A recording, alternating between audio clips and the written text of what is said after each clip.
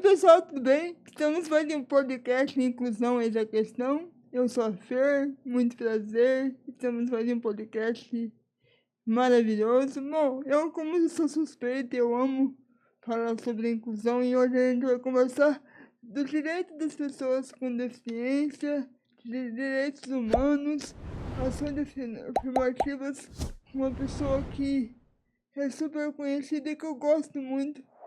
Eu já era fã dela.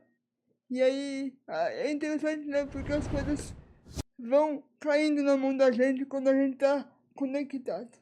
E ela topou fazer esse podcast comigo. Ela tá lá em São Paulo, eu tô aqui. Mas não vai deixar de ser maravilhoso. Eu já vou te falar que é, eu vou dar um suspense aqui. Só que antes de mais nada, eu quero pedir para você dar aquele like no canal, que é importante para a gente poder impulsionar cada vez mais a inclusão, levar para outras pessoas, porque isso é muito importante, porque a inclusão é a questão e é importante, e compartilhar com seus amigos. E eu quero muito agradecer aos nossos patrocinadores, porque sem eles eu não estaria aqui trabalhando com dignidade, levando um conteúdo tão importante para vocês. Porque não adianta falar de inclusão, a gente precisa colocar a inclusão na prática.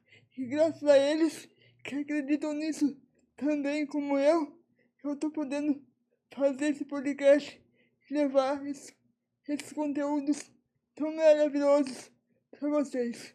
Vai! Oferecimento: H-Dalf Empreendimento Imobiliários. Tem no seu DNA a busca incessante pela qualidade e inovação. Tem em seu portfólio os condomínios Quinta do Golfe e Georgina Pisnas Park. Cocan, muito mais café solúvel. Desde de 1970, trabalhando sempre para oferecer café solúvel de qualidade, com aroma e sabor superiores. Presente em mais de 35 países. Eu vou pedir para você. Oferecimento: H-Dalf Empreendimento Imobiliários.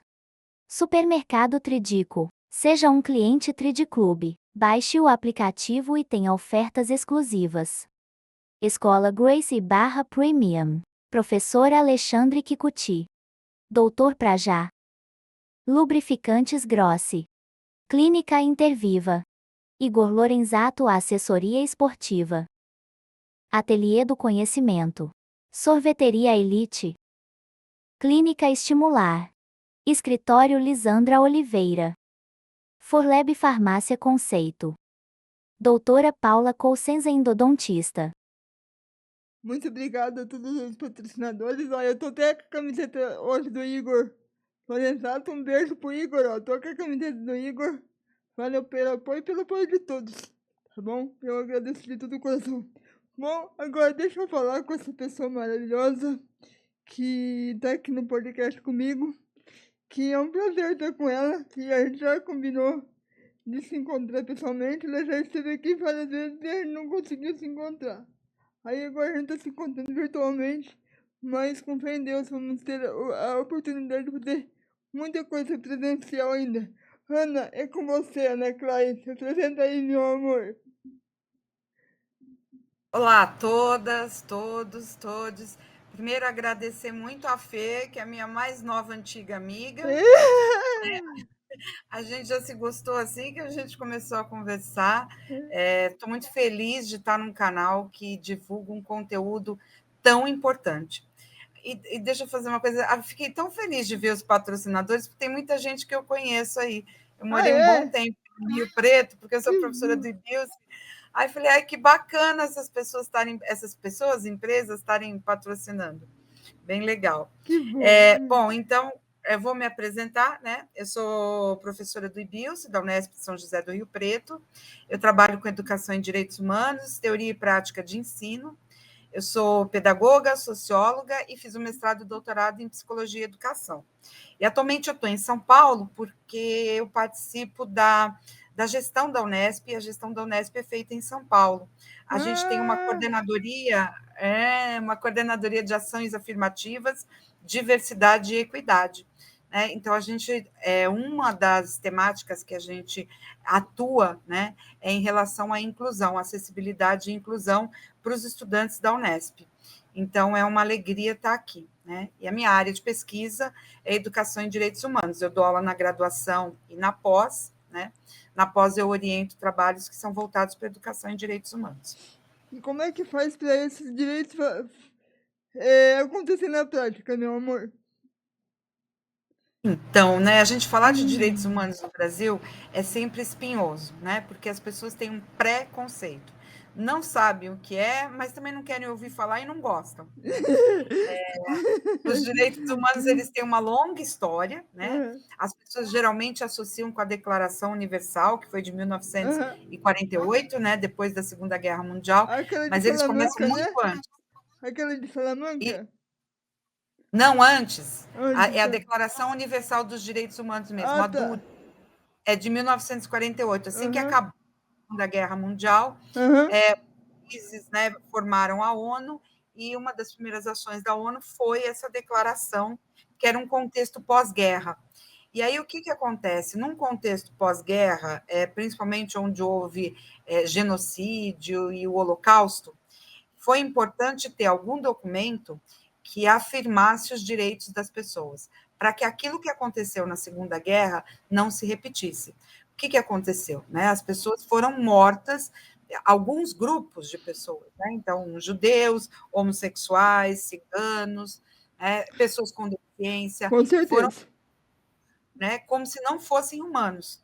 Então, eles iam para campos de concentração, onde as próteses eram retiradas deles, o cabelo era raspado, eles não tinham mais um nome, eles tinham um número, todo mundo usava o mesmo uniforme, parecia um pijamão, você desumaniza a pessoa. E aí tem todos aqueles horrores que foram cometidos, né, desde a câmara de gás até experiências genéticas que foram feitas com as pessoas. Sério? E para que isso. Não, foram horrores. Né? Tem vários vídeos que abordam isso, o que foi campo de concentração, Auschwitz, na Polônia. Né? É interessante, e a gente precisa saber disso para que a história não se repita.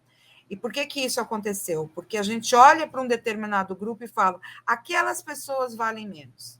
Aquela pessoa que é judeu é não sei o quê, aquele que é deficiente é não sei o quê. A gente valora as pessoas, como se um fosse melhor do que o outro. Então, aí está um dos princípios dos direitos humanos. Todos os seres humanos são iguais em termos de direito e de dignidade. Eu não posso dizer que uma pessoa é melhor do que a outra. A gente atribui valor relativo, isso é melhor, isso é pior, para as coisas, não para as pessoas. O Perfeito. ser humano é um valor absoluto. Então, eu não Perfeito. posso dizer que um é melhor do que o outro. E se a gente cai nesse engano de querer classificar as pessoas como uns melhores e outros piores, como esse é de Deus e aquele é do diabo, a gente retoma o mesmo pensamento que motivou todas aquelas atrocidades da Segunda Guerra Mundial. Perfeito. Então, todas as pessoas, se eu gostando ou não do que elas pensam, de como elas são, não importa, eu tenho que respeitar enquanto ser humano. As pessoas têm direito de ser o que são. Né? Eu não posso dizer que o outro é menos bom porque ele tem uma religião diferente da minha.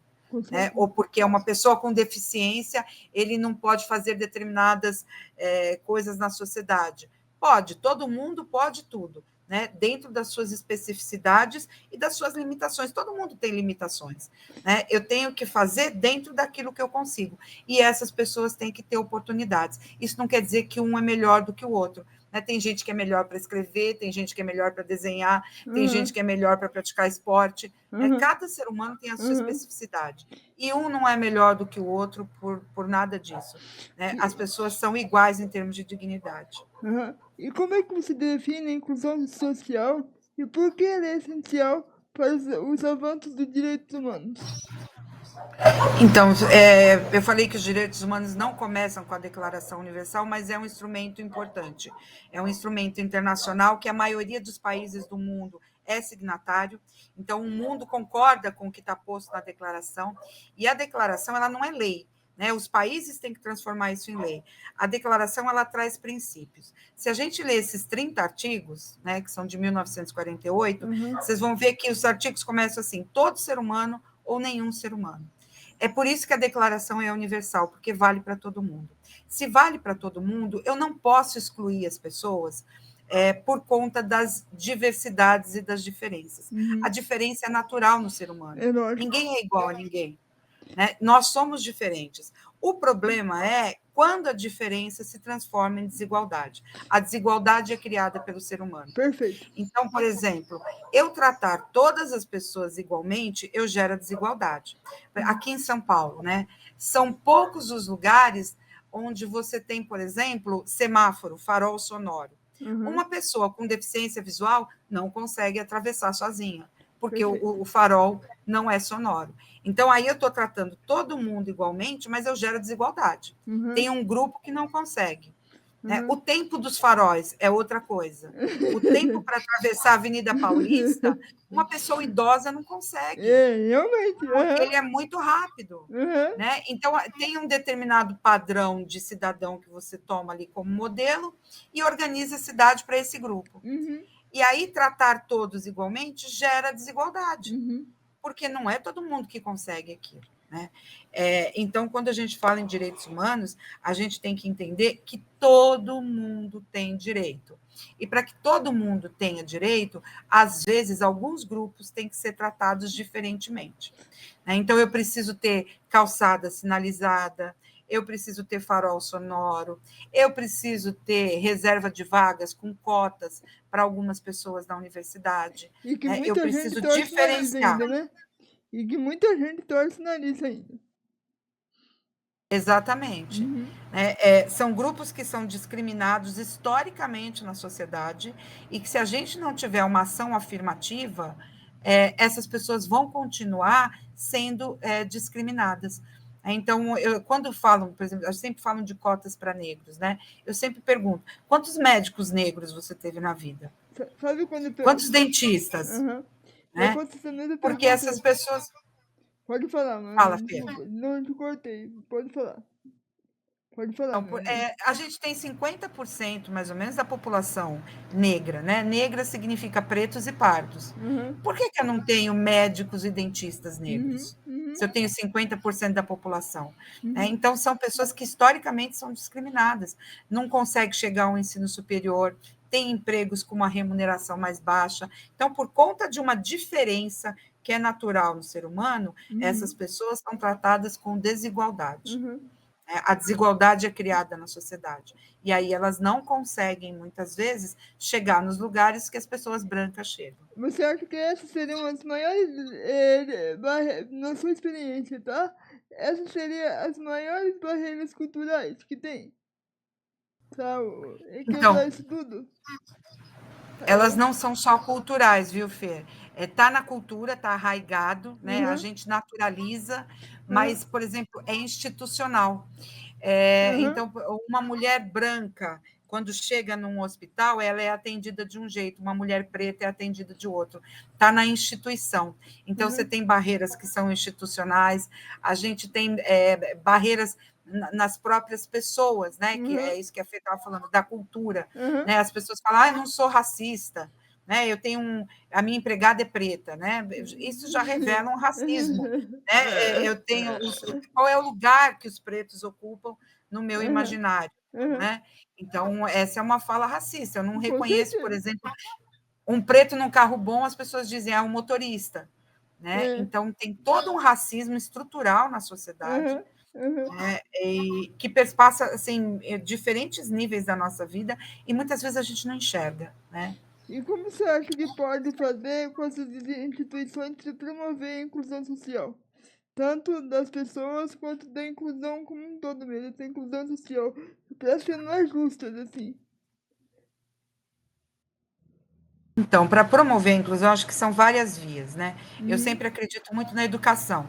Então, a gente tem que ter uma educação inclusiva, a gente tem que conviver com todo mundo, não é? A gente tem que ter pessoas negras na sala de aula, pessoas com deficiência, pessoas trans, né? As pessoas transgênero, a gente tem que ter pessoas indígenas, todo mundo tem que conviver. Essas pessoas fazem parte da sociedade e a gente tem que aprender a conviver. Esse é um primeiro ponto. Depois, a gente tem que mudar uma cultura, né? Estava conversando antes da gente começar aqui o podcast com a Fer, as barreiras que as pessoas com deficiência têm para conseguir um emprego. Dizem assim, você não vai conseguir. Isso é capacitismo. Né? Eu olhar para uma pessoa com deficiência e achar que porque ela tem uma deficiência, ela não vai conseguir desenvolver determinadas atividades. Né? A gente não pode. Né? As pessoas conseguem sim, elas têm que ter a oportunidade de trabalharem e de desenvolverem seu potencial. Mas, para isso, a gente precisa abrir oportunidades. Então, a gente tem ações afirmativas, né? Tem leis que ajudam muito nisso, onde empresas têm que contratar pessoas com deficiência, ou, por exemplo, na política, cotas para as mulheres, né? Isso é importantíssimo. A gente ter mulheres na representação política, enfim, a questão de cotas ajuda muito, as oportunidades que as empresas abrem e a educação, acho que são caminhos importantíssimos. Então E a legislação. Então você acha que essa é a conexão entre educação inclusiva e educação social para ajudar nos avanços dos direitos humanos, é isso? Seria essa Então, via? só vai ter direitos humanos quando a gente tiver educação para todo mundo. Uhum. E quando a gente fala de educação inclusiva, eu não estou falando só de pessoas com deficiência. Sim. Né? A educação inclusiva é de todo mundo. Né? Porque a gente tem um grande contingente de alunos, por exemplo, de alunos e alunas que não aprendem na escola. Né? Então, uma educação inclusiva vai olhar para isso. Por que essas crianças, esses jovens não estão aprendendo? Então, uma educação inclusiva vai olhar. Todo mundo tem direito de aprender. É que as pessoas têm ritmos diferentes e formas diferentes de aprender. Não quero também jogar um peso nas costas dos professores. As escolas têm que criar condições, né, para que todos esses alunos convivam e aprendam. Não dá para querer sobrecarregar os professores. Então, tem que ter recurso humano, recurso tecnológico, né, os professores têm que ter formação, mas a educação é uma via importantíssima. Né, porque a gente aprende a conviver, essas pessoas todas juntas conseguem pensar em soluções melhores para a sociedade. Então, a Fê estava falando que ela gosta de pesquisa. Né? Quando a gente vai fazer pesquisa, o nosso olhar, a nossa vivência está lá enquanto pesquisador. Então, tudo que a Fê tem de vivência na vida dela vai estar presente na pesquisa dela, no que ela vai questionar, no que ela vai poder trazer de contribuição. Então, é importante que todo mundo tenha a oportunidade de estudar e de poder contribuir com a sociedade.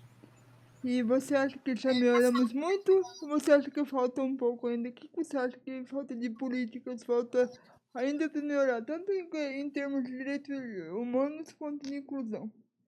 Qual que seria a tua opinião em relação a isso? Assim, acho que a gente tem caminhado muito, só que sempre que a gente fala de direitos humanos, eu falei muito da declaração. Depois da declaração vieram vários tratados, vários pactos, né? A Fer falou de Salamanca, que veio depois da declaração. Então, os direitos eles estão em constante transformação. Por exemplo, agora a gente precisa falar de direitos ambientais, o direito à água. A gente precisa falar de cyberbullying e da violência que é praticada em redes sociais. Então, o tempo inteiro a gente tem que falar de direitos. E aí, novos direitos sempre precisam ser conquistados. E conquistar um direito não quer dizer que ele vai existir sempre. A nossa história recente mostra que a gente pode retroceder em termos de direitos. Né? A história do Brasil, bem recente, mostrou que a gente teve retrocessos no campo de direito. Então, é um campo de luta constante. A gente avançou muito, a gente precisa continuar avançando, né? E a gente precisa cuidar para que os direitos que a gente conquistou não nos sejam tirados. Então, é uma luta constante. Conquistar novos direitos. Tem direito que já foi conquistado, mas ele ainda não acontece na prática. Então, a gente tem que lutar para que eles eles sejam implementados. E a gente não pode perder os que já estão implementados. Então, isso depende de cada um de nós, Fer. Todo direito, para fazer valer, tem que se tornar política pública ou é um engano meu? Eu tô falando coisa besta aqui, que eu tô aprendendo com você. Todo direito tem que virar lei para fazer valer a pena? Então, pode ser pela lei e pode ser por política pública. Quando a gente está falando de ações, que são ações que Qual é que é a diferença? requerem a intervenção do Estado,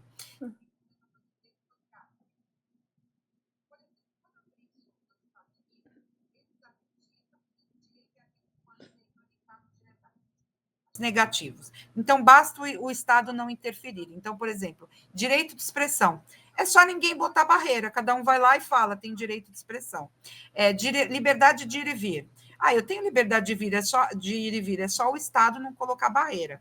Então, nos Estados Unidos, esses são os direitos. São direitos de liberdades, né? E são direitos civis, individuais.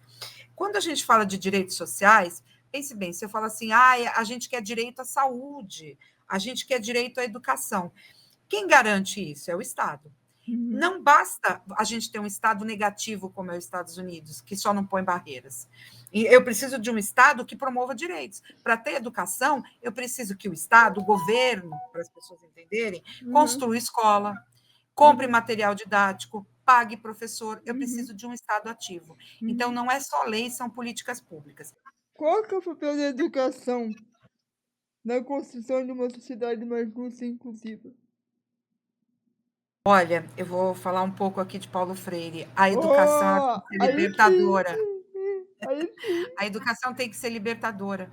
Eu tenho que ter consciência, porque se eternamente eu ouvir um discursinho aqui, um discursinho ali, e achar que aquilo é a verdade, porque o pastor falou, porque o presidente falou, e aí eu acho que aquilo é verdade, eu vou eternamente ser um carneiro que abaixa a cabeça para tudo que falam e não pensa. Né? Uma educação, ela tem que ser conscientizadora. Não importa se eu vou votar na direita ou na esquerda, mas eu tenho que entender os argumentos e tem que ser uma escolha minha, e não porque o pastor mandou, porque o padre mandou, porque o prefeito falou, porque o tiozão do WhatsApp mandou um áudio. Não.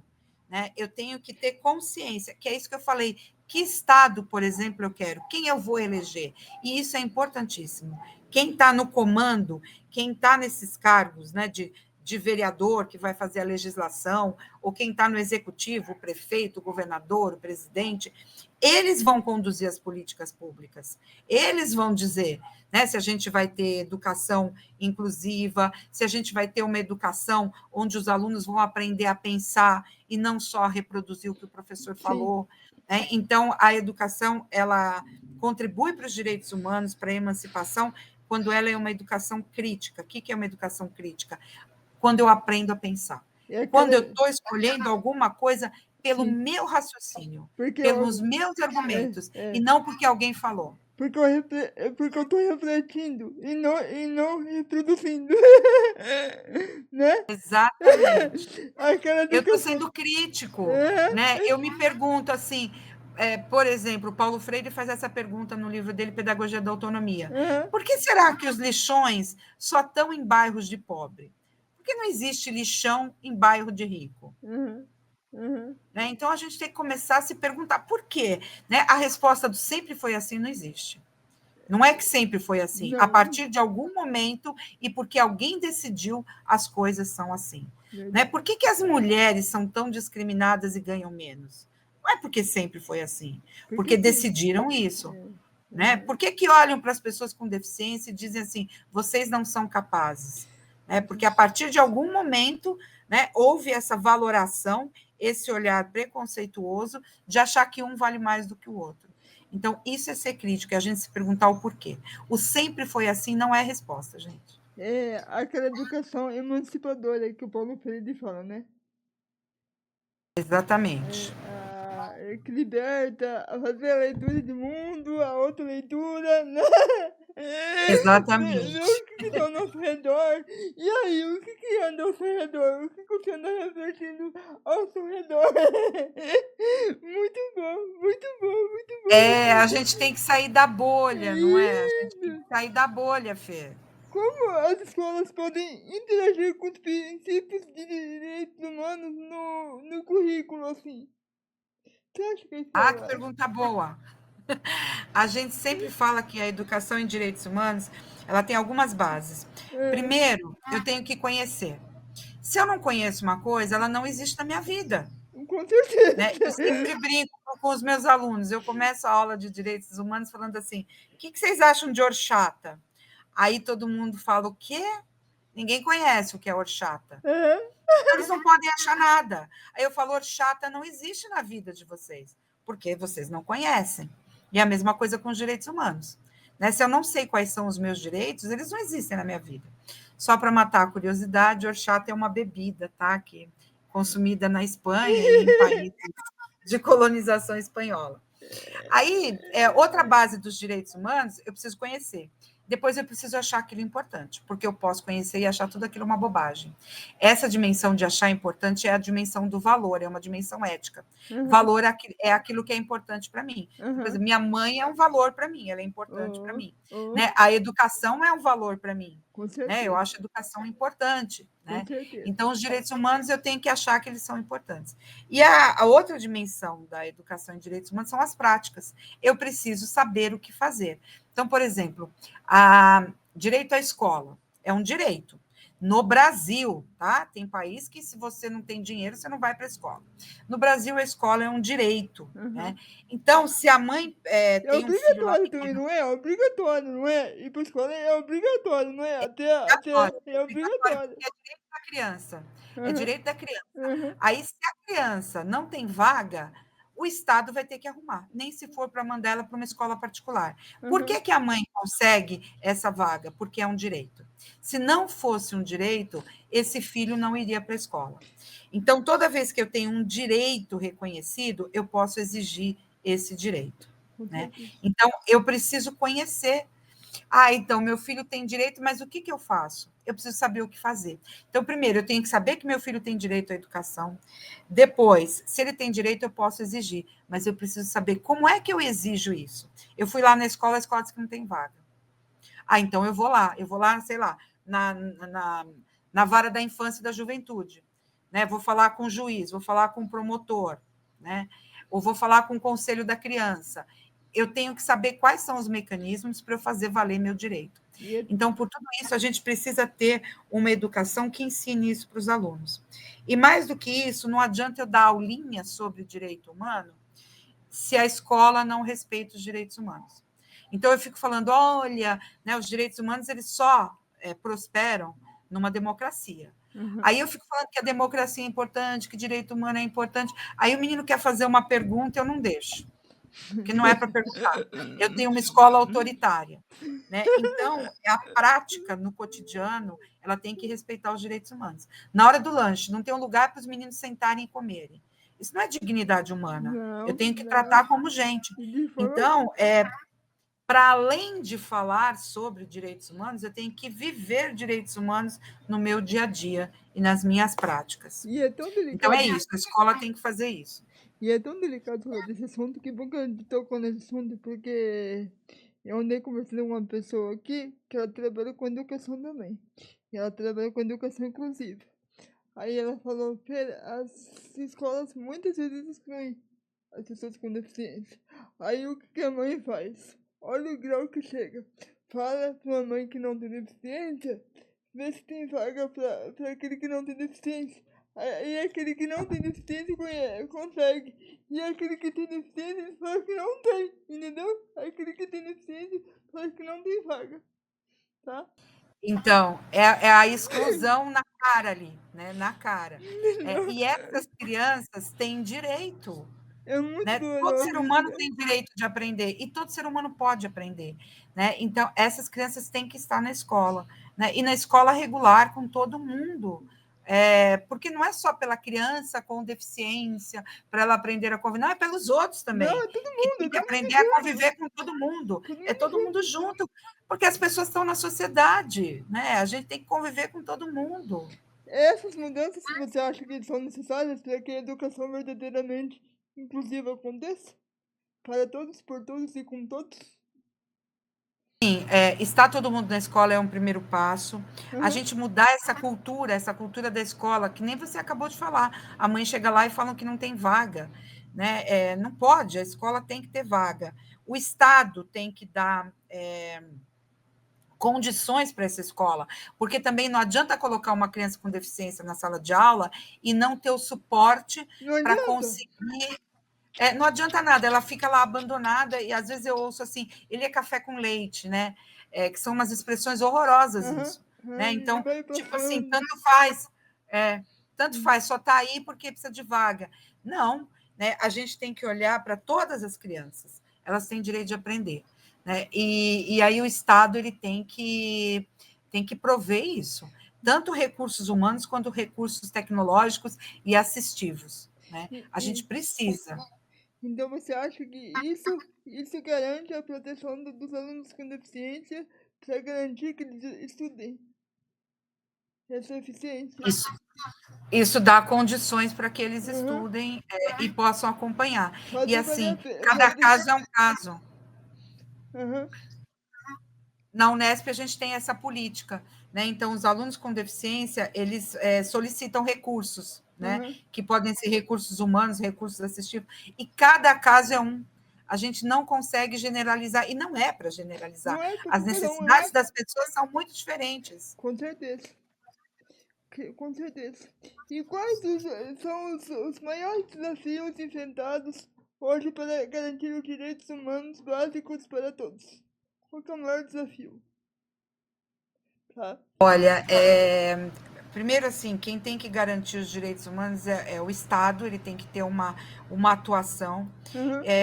E se eu fosse falar de direitos humanos para todos, é a desigualdade nesse país, né? Sim, Porque não dá para a gente conviver, por exemplo, em São Paulo, é uma desigualdade muito grande, né? Aqui, é né? uma Ó. desigualdade absurda. É Uhum. assim, é o cara andando com uma Mercedes na rua e a família inteira morando na rua.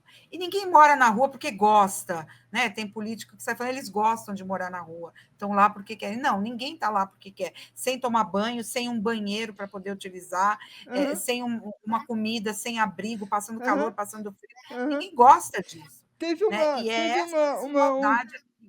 Só te cortando um pouquinho, ô, Ana, teve um estudo aqui na TV que eu vi que a maior parte dos moradores de rua não queriam estar na rua, tá?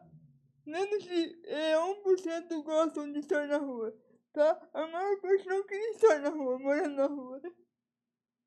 E Uhum, esse 1% que talvez goste, entre aspas, uhum, precisa ver qual era o ambiente doméstico dele. uhum, Podia ser um ambiente tão hostil que é uhum, melhor estar na rua, né? Então uhum. não é que gosta, né? Não, É que a opção é tão terrível. não tem pra Então onde assim, ir. é a miséria, né? É Uhum, a miséria das pessoas. E eu acho que assim não dá para a gente aceitar isso, que a pessoa, as pessoas que vivem em insegurança alimentar, então assim, elas não sabem se vão comer naquele dia. sim. Né? Como é que a gente convive com isso e acha que tudo bem, né? Eu vou lá, tiro foto da comida bonita no restaurante, posto no Instagram, meu mundo é cor-de-rosa. E Uhum, dane-se o outro, né? uhum, Então, quando a gente fala em direitos humanos, isso é sempre muito importante. uhum. Toda vez que eu digo que eu tenho direito a alguma coisa, eu tenho que reconhecer que qualquer pessoa tem o Tem mesmo direito. direito. O Qualquer pobre, o pessoa. rico, Eu qualquer pessoa. gostando ou não gostando, tem o mesmo direito, porque Perfeito. os direitos são para todos. Então, aquela historinha horrorosa que a gente fala assim, o meu direito acaba onde começa do outro, é uma idiotice. Direito não é propriedade privada, né? O meu direito não tem 1 metro quadrado, o da Fê não tem 2 metros quadrados. O meu direito começa, caminha e termina junto com o direito de todas as outras pessoas. É o morador de rua, é o que é praticante da Umbanda, é o que é ateu, ele é o mesmo direito de qualquer pessoa. Ninguém é melhor do que ninguém. E se, de novo, vou voltar lá para o começo da minha fala. Se a gente começa a dizer que um é melhor do que o outro, a gente volta lá para aquela mentalidade que causou o Holocausto na Segunda Guerra Mundial. Então, ninguém é melhor do que ninguém, ninguém tem mais direito e ninguém tem menos direito do que o outro. Todo mundo tem direito. E essa desigualdade acontece porque entre quem tá lá, quem faz as políticas, entre o rico e o pobre, que acaba fazendo as coisas, correto? Ou eu tô errado? Então, a gente tem forças políticas, né? Uhum, O interesse de um não é o interesse do outro. uhum, Veja bem, o interesse da iniciativa privada não é o interesse do povo. Né? Quando eu privatizo alguma coisa, ou mesmo a educação particular, né? uhum, A gente estava falando de educação, o meu objetivo é lucro. Né? Eu vou vender a Sabesp. O cara que está comprando a Sabesp, ele não quer oferecer água de qualidade para a população, ele quer lucrar. Né? Então, o objetivo dele é lucro. Pensa bem, a senhora, o senhor aí faz coxinha em casa. Né? O que eu vou fazer para ter lucro? Eu vou procurar o frango mais barato, a farinha mais barata, eu vou diminuir custo. para poder cobrar bastante para ter lucro, senão eu não tenho lucro. E é a mesma coisa. Né? Eu estou privatizando alguma coisa, quem está adquirindo aquilo vai diminuir custo, porque a preocupação dele não é oferecer nada bom para os outros, é ele lucrar. É o objetivo de qualquer empresa, gente. Se não tiver lucro, fecha. Né? Então, como é que eu diminuo o custo? Eu ponho menos gente trabalhando. Aqui em São Paulo, a Enel. Né? Tem gente que ficou aí quase um mês sem luz, porque não tinha gente para trabalhar. Como é que eu diminuo o custo? Eu não tenho empregado, eu faço serviço porcaria, né? Eu uso material de qualidade inferior, eu diminuo o custo, dane-se o povo, não é? E está privatizado e todo mundo está batendo palma e achando que tudo bem privatizar a água. Ninguém vive sem água, gente. Água, a gente precisa de água para viver. Se você desidrata, você morre. Né? Como é que você privatiza uma coisa que é de todo mundo, passa a ser de um grupo que vai lucrar com isso? A população precisa de água. Né? Qualquer um de nós precisa de água para sobreviver, precisa de água para a agricultura, precisa de água para a higiene. A gente precisa de água. Sem água a gente morre. Isso não pode ser privado. Isso tem que ser de todo mundo. Né? Principalmente dos mais pobres, que ficam aceitando isso sem. Olha aí a educação crítica. Tem que pensar criticamente, gente. Né? O que é eu querer ter lucro na vida? Eu preciso diminuir custo. É isso. Você acha que o serviço vai ser de qualidade? Não. Não. Cara, que perfeito. Quer dar algum recado? Quer falar mais alguma coisa que eu não te perguntei? Quer falar? Fala tu. Se quiser falar alguma coisa, você fala. Eu tô amando. Gente, pra mim, isso aqui é uma assim, aula. Eu queria dizer assim, olhem para os direitos humanos como algo para proteger vocês. Porque ontem foi aquele grupo, amanhã pode ser você. Ninguém está livre. Né? Eu sempre costumo contar que vários genocídios aconteceram na humanidade, mas só quando homens brancos, ricos, poderosos, que eram judeus na Segunda Guerra, foram submetidos àquelas condições degradantes, é que as pessoas se preocuparam. Quando era genocídio contra populações africanas, ninguém estava preocupado. Né? Então, se até esse grupo de poder, que sempre teve os direitos na sociedade, foi atingido na Segunda Guerra, você, meu caro, minha cara, não estão livres. Né? Então, não fique propagando discursos de ódio, discursos que menosprezam os outros. Pense com a sua cabeça. O outro é tão gente quanto você. E o que te importa? Qual é a religião do outro? Se o outro dorme com homem ou dorme com mulher, se é homo, se é hétero, se é pansexual. Isso não é da sua conta.